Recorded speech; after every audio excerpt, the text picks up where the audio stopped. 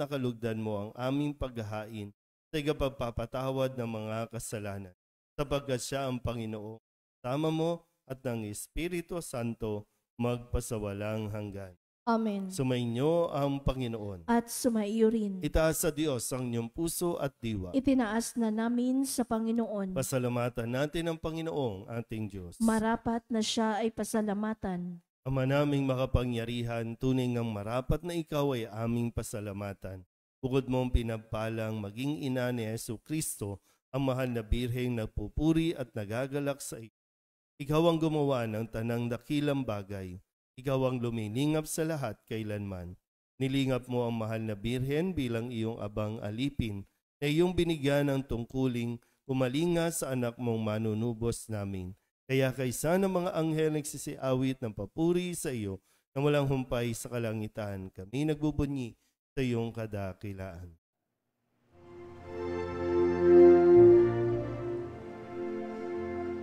Santo, Santo, Santo, Panginoong Diyos na makapangyarihan, napupuno ang langit at lupa ng kaluwalhatian mo.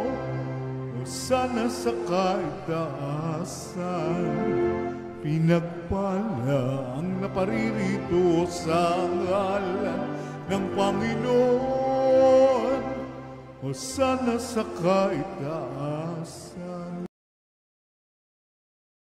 Ama naming banal, ikaw ang bukal ng tanang kabanalan.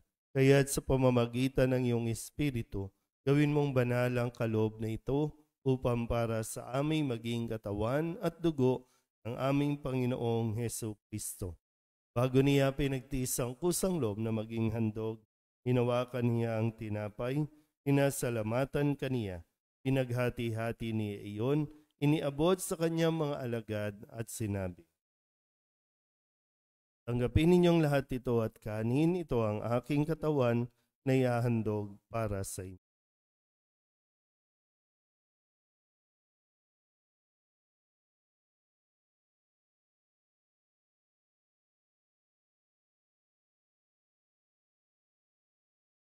Gayun din naman nang matapos ang hapunan, hinawakan niya ang kalis, muli kaniyang pinasalamatan. Iniabot niya ang kalis sa kanyang mga alagad. Tanggapin ninyong lahat ito at inumin. Ito ang kalis ng aking dugo, bago at walang hanggan tipan. Ang aking dugo na ibubuhos para sa inyo at para sa lahat, sa pagpapatawad ng mga kasalanan. Gawin ninyo ito sa pag-alaala sa akin.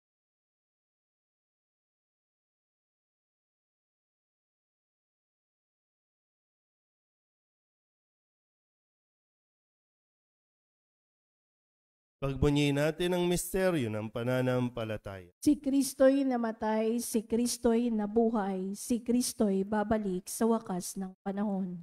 Ama, ginagawa namin ngayon ang pag-alaala sa pagkamatay at muling pagkabuhay ng iyong anak, kaya tiniaalay namin sa iyo ang tinapay na nagbibigay buhay at ang kalis na nagkakaloob ng kaligtasan.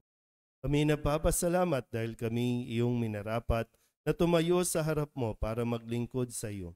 Isinasamo namin kami magsasalo-salo sa katawan at dugo ni Kristo ay mabuklod sa pagkakaisa sa pamamagitan ng Espiritu Santo.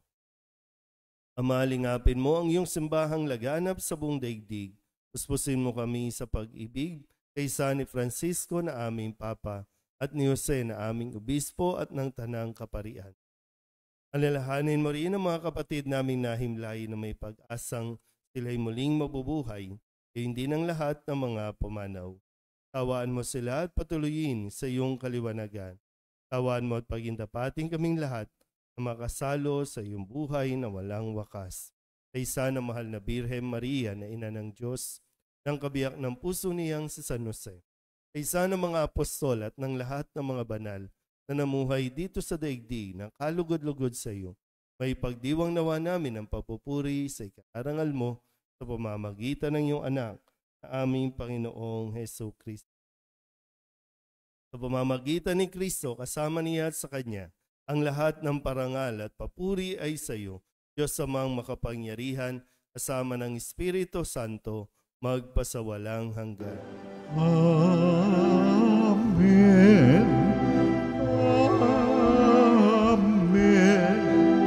Amen.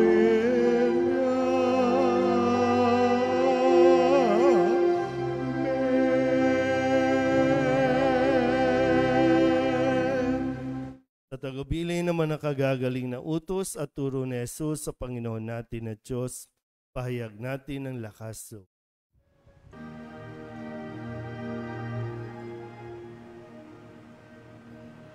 Ama namin sumasalangit ka,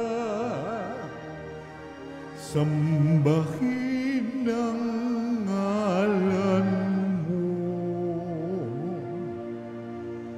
mapasa amin ang kaharian mo, sundin ang loob mo dito sa lupa para nang sa langit. Bigyan mo kami ngayon ng aming kakanin sa araw-araw, at patawarin mo kami sa aming mga sala, para ng pagpapatawad namin sa nagkakasala sa